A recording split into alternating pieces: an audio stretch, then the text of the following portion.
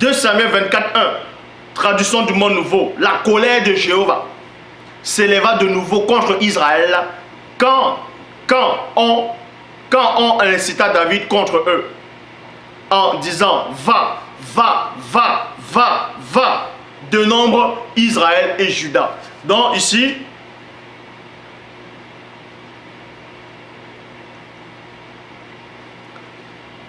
vous voyez ici là que dans 2 Samuel 24, 1, dans d'autres versions, l'Éternel, Jéhovah, tout ça là, a poussé David à commettre le dénombrement. Mais on va maintenant voir exactement c'est quoi qui se cache derrière ces choses-là. Dans 2 Chroniques, plutôt 1 Chronique 1, 1 Chronique 21, verset 1, traduction du monde nouveau. Alors Satan se leva contre Israël et incita David à dénombrer Israël. Vous voyez, Satan.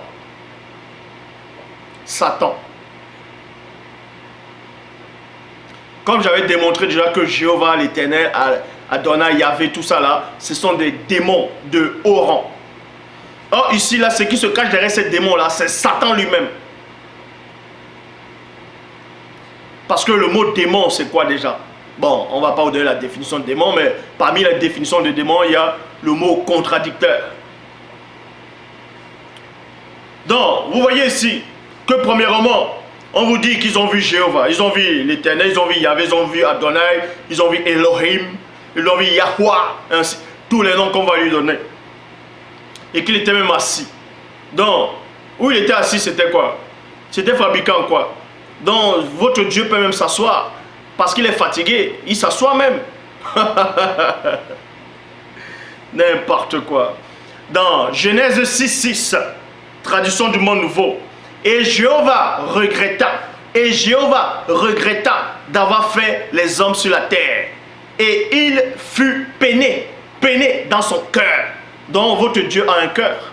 Ah, son cœur bat, les battements de cœur. Donc Dieu maintenant a un cœur. Voilà votre Dieu qui a un cœur. C'est pour ça qu'il est jaloux. On vous dit que Dieu c'est un Dieu jaloux. En même temps, dans Galates, le fruit de l'esprit, on vous dit le contraire des fruits de l'esprit. Dans Galates, on vous dit, en gros, les mauvais fruits, il y a la jalousie dedans. Mais si votre Dieu est jaloux, comme on dit, l'Éternel c'est un Dieu jaloux, Jéhovah il est jaloux, tout ça là, Elohim, le Seigneur est jaloux, c'est un Dieu jaloux. S'il est jaloux, pourquoi dans Galates, on vous empêche d'être jaloux? Si vous pensez que vous avez l'esprit de votre Dieu, soi-disant, mais pourquoi on vous demande encore de ne pas être jaloux? Ça n'a pas de sens. Tel père, tel fils, non? Donc, on vous dit ici, dans Genèse 6, traduction du monde nouveau, alors Jéhovah regretta d'avoir fait l'homme sur la terre et il fut peiné dans son cœur. Comme je dis, vous voyez, Jéhovah a un cœur. Amos, chapitre 7, au verset 3, traduction du monde nouveau. Jéhovah a eu du regret. Donc, Jéhovah a eu regrette. Jéhovah regrette. Jéhovah regrette. Tandis que, dans la même Bible, dans toutes les Bibles, dans Nombre 23, 19, il est dit, Dieu n'est pas homme, Dieu n'est pas un homme pour mentir, ni un fils d'humain pour qu'il ait du regret, pour qu'il ait du regret. Donc vous dites ici dans Nombre 23, 19, que Dieu n'est pas un homme. Ça veut dire, si vous ne comprenez pas cette phrase-là, ce mot-là, on va entrer en profondeur. Parce que celui qui est en face de vous a fusionné avec le Verbe. Quand on dit ici dans Nombre 23, 19 que Dieu n'est point un homme,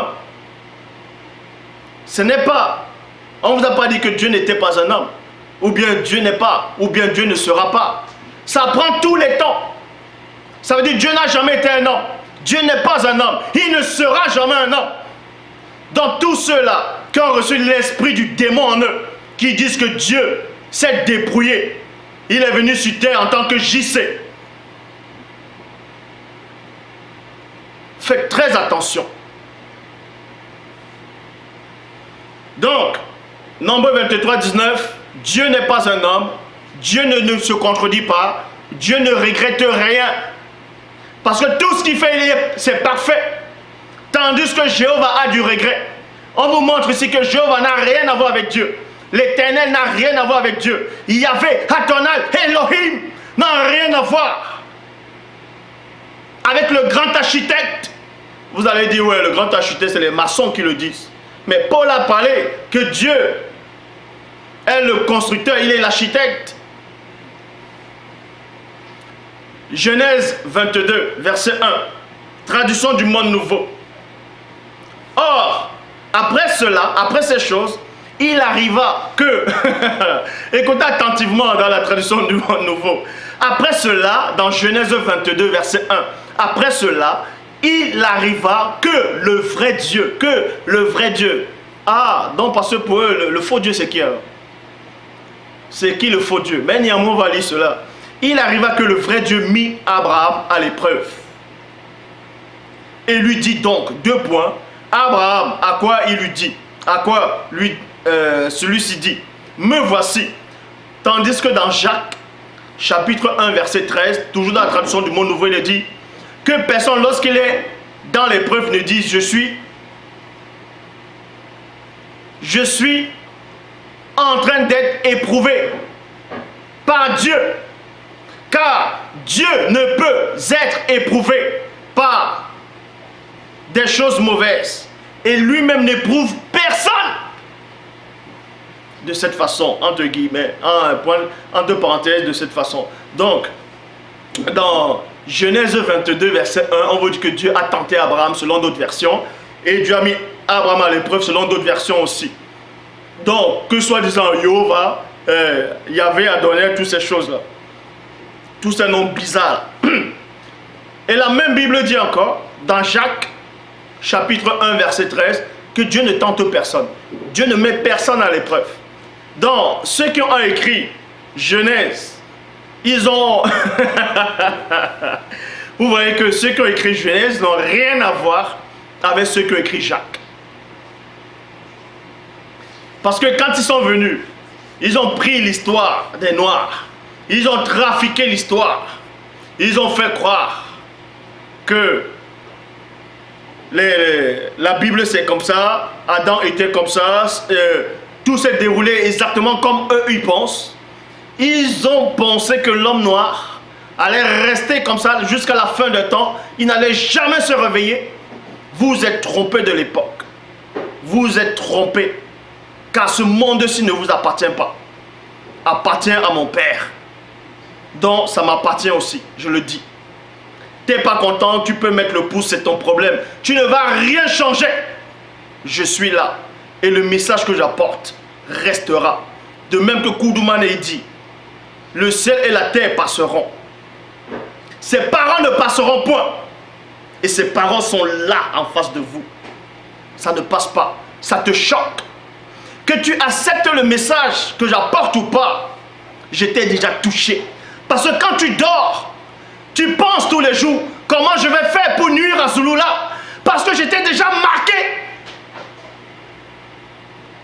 Oui, parce que j'ai déjà eu le pouvoir sur toi. Et je dis encore comme je dis tout à l'heure, aucune force, aucun homme, aucune puissance, aucune divinité ne pourra arrêter cette marche-là.